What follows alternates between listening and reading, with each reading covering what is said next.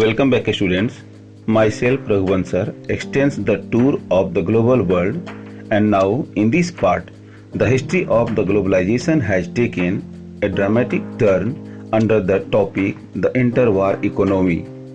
As we know that industrialization and trade developed colonialism, and colonialism gave the birth of international war to set up political and economic control over different continents in the world. The First World War was the result of rising temptation of establishing dominance over large parts of the world in the early 20th century. The First World War was mainly fought in Europe between 1914 to 1918, but its impact was felt around the world. This World War was fought between two power blocs. On one side were the Allies, comprised of Britain, France, Russia, and the US, which joined later. On the other side were Central Powers formed by Germany, Austria-Hungary, and Ottoman Turkey. This war was the first modern industrial war. A large quantity of destructive weapons were used in this war, such as machine guns, tanks, aircrafts, and several chemical weapons, etc. Much before the war, almost all the leading industrial nations had begun to produce such weapons in their industries. To fight the war, millions of soldiers were recruited from around the world. It is estimated that during the period of 4 years, about 9 million people were killed, 6 million were disabled, about 20 million were wounded, and about 8 million were declared as missing. Most of these people were of working age. As such, the workforce of Europe was greatly reduced, affecting the industries adversely. Economically, this war proved to be very deadly and costly. About 86 large and small nations took part in this war.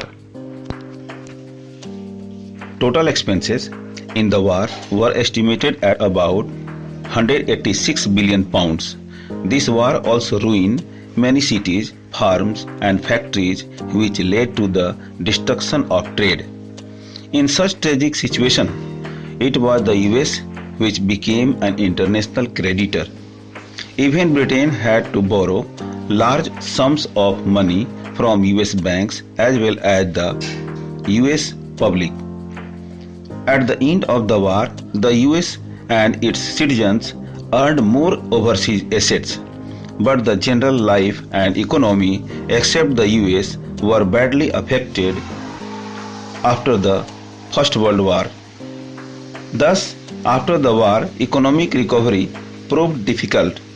Britain, which was the world's leading economy in the pre-war period, had to face a prolonged crisis.